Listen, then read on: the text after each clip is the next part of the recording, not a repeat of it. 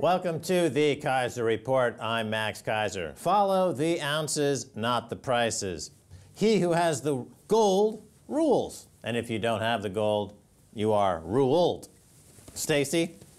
Indeed, Max. We're in a time of great wealth transfers, and during these times, of course, it doesn't come easily. There's a lot of financial war, and one of the main ingredients of this financial war is psychological operations, Psyops.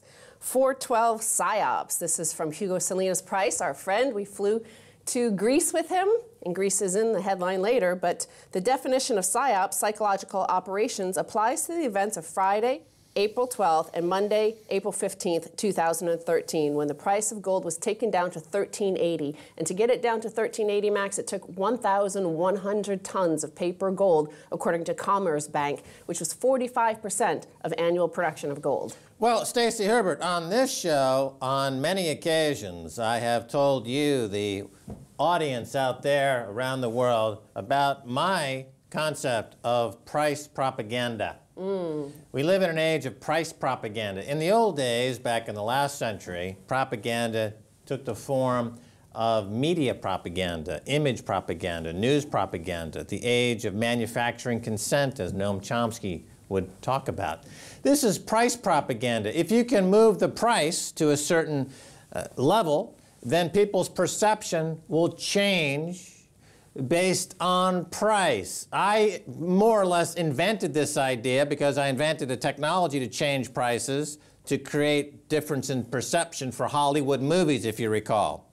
Now that idea has been taken to the extremists by these financial terrorists, the gold banks, who are using price propaganda to change people's perception. The underlying value, however, the intrinsic value, however, is increasing, Okay, and now everybody calls Ben Bernanke and the ECB and the Bank of England Keynesian or neo-Keynesian, but they are fighting this war against the Austrians, and they are doing it intentionally for the Austrians because Austrians would say there is no intrinsic value, there's no such thing. Because all value comes from human consciousness. Is what humans perceive something as being worth, that's what the worth is. So he says, this is what Hugo Salinas Price, who was a good friend of Mises, by the way, so he is an Austrian school. Following the Wikipedia.org definition, the Psyops war on gold is intended to influence a target audience's value system, belief system, emotions, motives, reasoning, and behavior. I would add especially this last, which is what directly affects the price of gold. Yeah, well, you know, Austrian school, going back to Carl Menger, is a transition from medieval economics to more of a post-medieval economics. And this idea of value is in the eye of the beholder gives the same connotations as knowledge is in it's kind of like know thyself, or it's kind of like I think therefore I am. When it comes to economics, Carl Menger brought this fresh way of thinking that the value is what I think it is. So that's very interesting and very important. So we're going to look at how he says the most important is behavior. So we're going to look at the behavior around the world and whether or not the Keynesian acting with an Austrian mindset towards their purposes in this gold war, whether they're achieving it. So first we're going to head east where all the gold is flowing. Golden times Perth Mint. Then we have a headline, threefold increase in demand for gold. This is in India, and we also see this in Bangkok, Max. They're talking about traffic jams on the sidewalks, outside shops, gold bullion shops in Bangkok. They're seeing that in India. They're seeing it 3-hour, 4-hour waits in Australia. But that's our show. Our show is seen globally, and the idea of keeping gold suppressed is local. It's local to the West Keynesian money printing propaganda wars. But globally, people understand. Globally, our show is global. They buy gold. So, well, where they to meet, where these concepts meet, where the psychological war, where the belief in paper and the mightiness of paper meets in Japan, which is over in Asia, of course, where everybody else is consuming, and buying. Japanese see gold as hedge against stocks and yen. So we know that the gold priced in yen hit an all-time high right before the price crashed. And a lot of people are now lining up 7-hour-long waits outside gold bullion shops in Ginza. And a lot of them are doing it because banks pay no interest on their deposits. They're also fearing war. But some Japanese also harbor fears that the expansionary monetary and fiscal policies known as Abenomics, coupled with a national debt more than twice as large as annual economic output, could set off a crisis. It's true. That's why they're buying gold over there. It hit a new all-time high just a couple of weeks ago. That set off the paper bug's avalanche of sales in the paper market. And it'll hit a new all-time high in yen probably in the next 2 or 3 weeks. And that'll be another waterfall effect against fiat currencies. So that's the war. It's right there in Japan. Now, the interesting thing about this, of course, is in the years leading up to the global financial crash, it's been Mrs. Watanabe, the investor in America. Who's Mrs. Watanabe? The investor in Japan who deals with the household finances. And she's been engaged in Forex market trading paper, especially going into Icelandic krona, for example. So now if they're actually, instead of playing in the paper market, they're playing in the physical market. This is what the New York Times suggests in this piece. That the Mrs. Watanabe, the prototypical marginal buyer or seller in Japan who's been in and out of Forex is now buying physical? Is that what you're saying? If that's true, then gold's going to $10,000 an ounce. If that's true, Stacy, can you categorically state right here that what you just said is not a falsehood? It is unimpeachably correct. Is that what you're saying? Mrs. Watanabe is buying gold. You savvy little Japanese woman.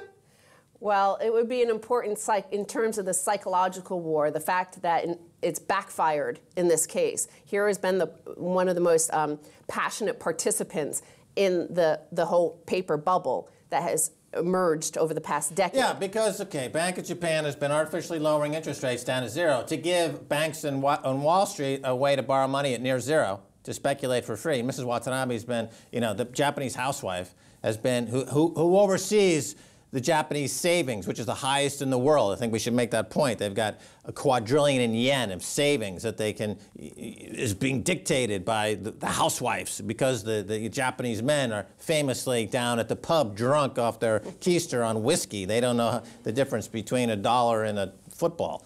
So Mrs. Watanabe, the Mrs. Japanese housewife, is making the decisions. They've been in the paper market. If they go into the physical gold market, it's good night, Irene, for the central bankers like Ben Bernanke. Ah!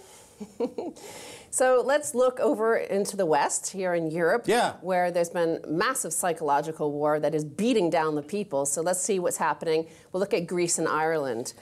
Headline reads, disposable income in Greece fell 8.3% in Q4 of 2012, consumption down 11.2%.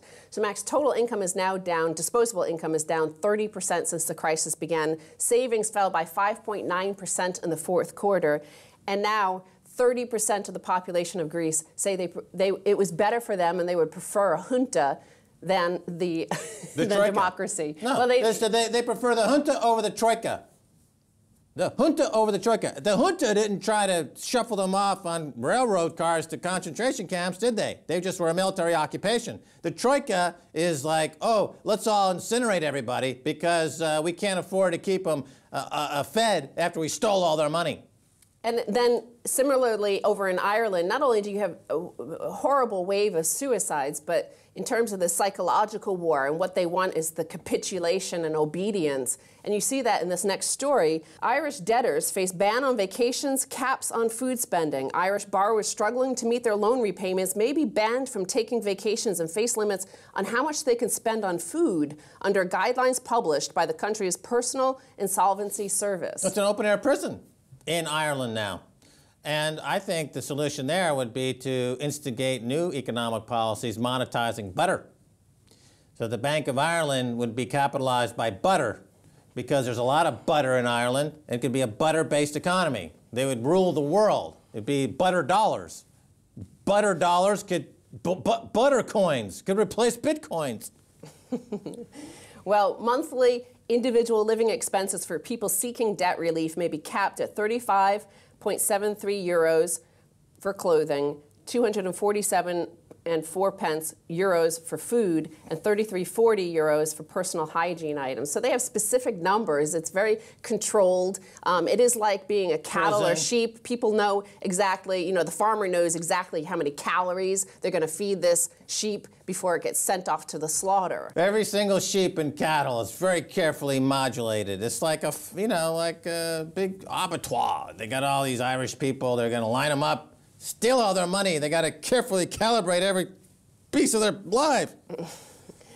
Well, the guidelines, they said, are set to a standard of living that is based on needs, not wants. So this is the psychology. They're trying to alter people's perceptions. Your life should be based on your needs, not your wants, which is the end of capitalism, by the way. That's the junta. That's what the junta would tell you. That's what the totalitarian government would tell you. Your lifestyle that we're willing to give you is based on your needs, not your wants.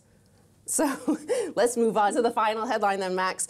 Oh, look. Representative Mike Rogers' wife stands to benefit greatly from CISPA passing. It would appear that Representative Mike Rogers, the main person in Congress pushing for CISPA, has kept rather quiet about a very direct conflict of interest that calls into serious question the entire bill. It would appear that Rogers' wife stands to benefit quite a lot from the passage of CISPA and has helped in the push to get the bill passed. So his wife's name is Christy Clemens Rogers, and she was a former CEO of Aegis, a big security firm, and now she's a lobbyist for all these security firms. And these security firms are the defense contractors, are the ones pushing for CISPA, which is the invasion of online privacy. Now, it's passed in Congress, just like SOPA passed Congress as well easily, and it's supposed to go to the Senate and to the White House to sign.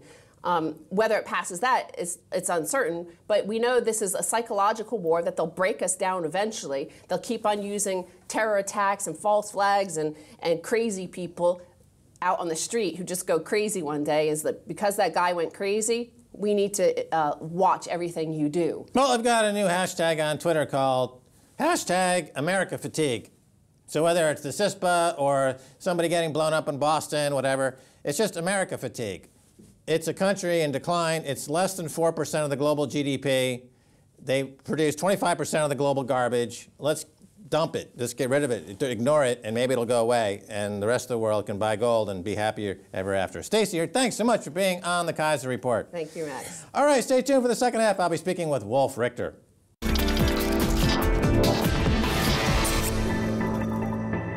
Welcome back to the Keiser Report. I'm Max Keiser. Time now to go to California and talk with Wolf Richter of TestosteronePit.com. Wolf, welcome to the Keiser Report. Thank you, Max, for having me. All right, Wolf, the euro took a tumble this week on suggestion of a rate cut. What's going on there? Well, I don't think the rate cut is going to make a huge difference. The rates are already so low, and so markets reacting a little bit, but rate cuts themselves are not the primary movers here. I think when and if the ECB decides to buy more bonds, when it does that, that will be a big mover. But the rate cut in itself, if it happens, I don't think has a huge impact. Well, it sounds like they're setting themselves up for more what's called quantitative easing, just like the Bank of England will engage in more quantitative easing. The Federal Reserve Bank is already $85 billion or so a month in buying of its own bonds. So the entire globe now, with the ECB was lagging, it sounds like the ECB will join the arms race toward who can self-destruct the fastest by lowering rates and buying lots of their own paper. Now, Professor Peter Bofinger, an economist advisor to Merkel, said this week that over the next 10 years, the rich should give us a portion of their assets, like vacation homes in Spain. So quantitative easing's not enough, Wolf. They want to take the people's houses too. Your thoughts? Well, it's certainly an interesting twist. So far in the bailouts, the people who have paid were usually the pensioners, the lower class people who've seen minimum wage cut in Greece, for example, private sector employees, public sector employees. They all have have been paying for these bailouts, and of course, taxpayers in other countries have been paying for them. So now this proposal would actually shift that a little bit and would say, okay, so the lower levels in Greece, the lower levels in other countries, in Portugal, have been paying for this. So let's tax the rich people also.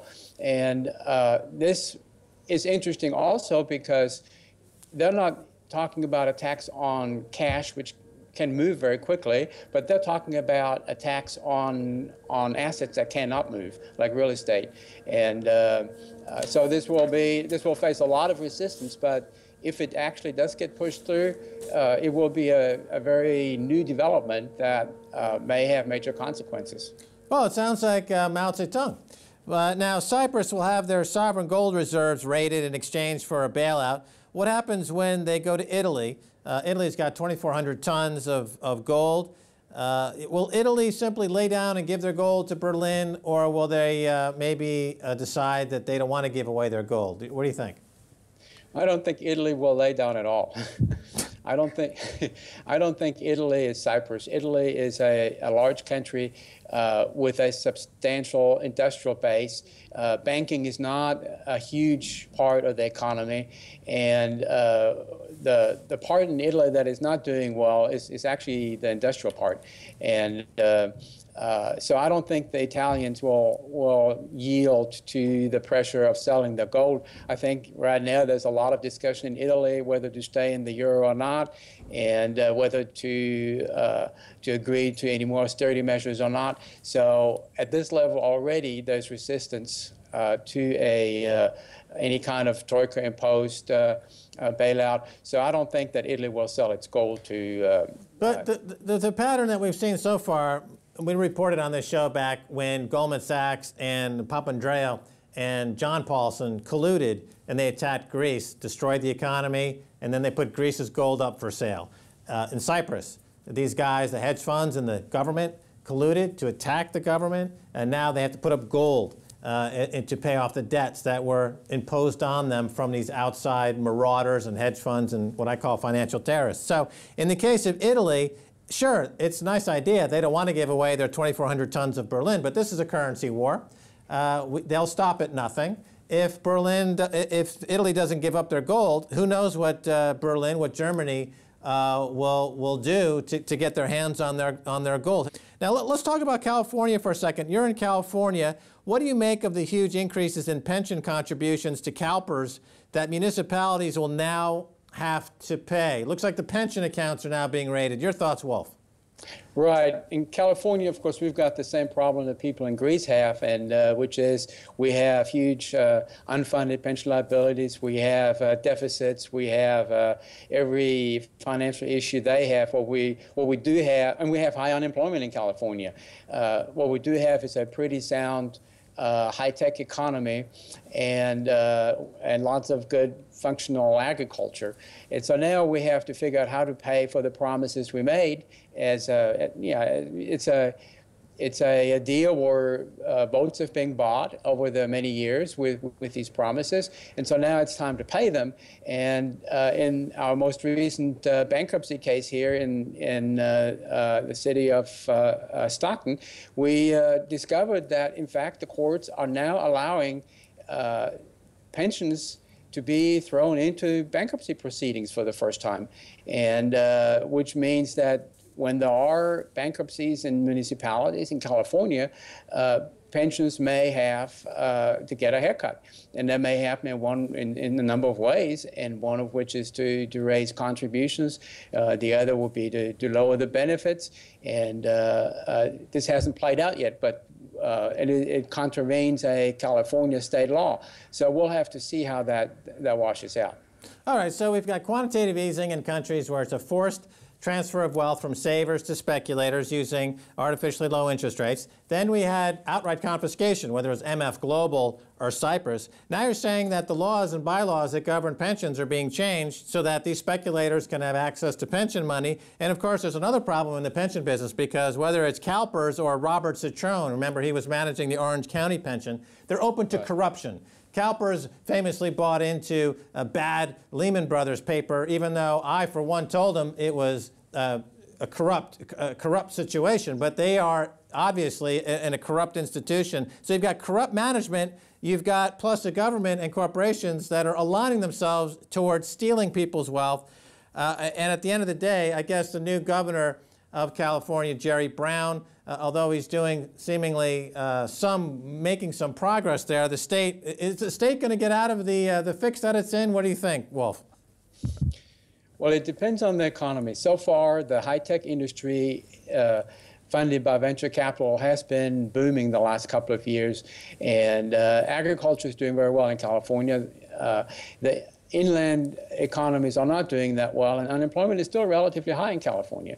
So I don't know if this economy will stay in a growth mode for long enough to pull California out, or whether this was it. The last 2 or 3 years, it's going to slow down again, and we'll go back where we were, which is borderline bankruptcy for the state.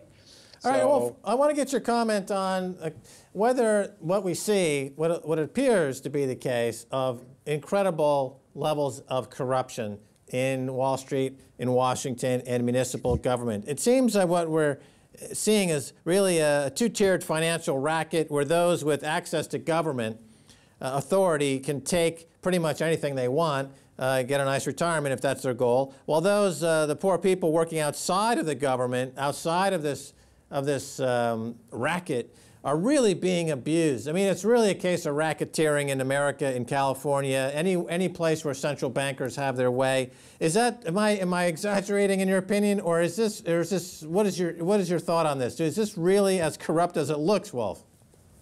Well, I don't think you're exaggerating. I don't think anyone can exaggerate about the corruption that central banks have engendered. And as we have already seen through the audits of the Fed a couple of years ago, the amount of corruption going on right in the middle of it. And this is happening everywhere these central banks are out of democratic controls. They can do whatever they want to, and they don't have to account to people. There is an audit occasionally when Congress forces it upon them, and that audit is only partial. So they know they're really free to do whatever they want to, and so they have right now they're handing out $85 billion a month at the Fed. It goes to 12 banks. And they do with it whatever they want to. And the idea is that it flows into the economy, and it does flow into the economy at the very high levels. It does not flow into the economy at the lower levels, and people have not been benefiting from it at all. All right, now to follow up on this corruption between Washington and Wall Street, earlier this week, without much attention, new legislation was passed overturning some of the Stop Trading on Congressional Knowledge, or STOCK Act. So now there are connected staffers in Washington able to trade on inside information. They have the legal right to do so.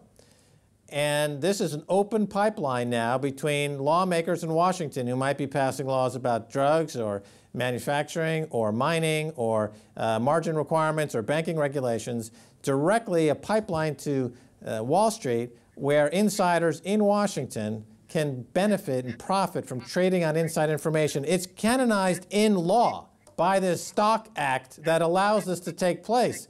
What do you think of this, Wolf?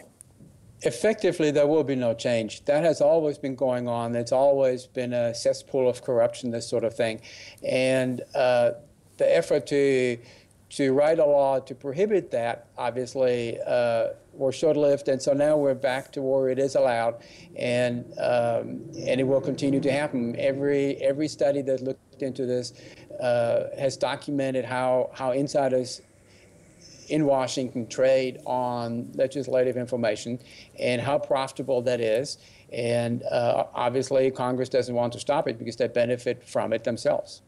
Now, there seems to be a coordinated effort to corral the population into the stock market, trading at all-time highs, and away from things that might give consumers or citizens maintenance in their purchasing power, such as gold, for example. There was a huge smash of gold recently, but the stock market, even though GDP is down, wages are down, jobs are down, corruption is high, everything you would normally associate with a stock market in trouble is completely divorced from the current prices in the stock market.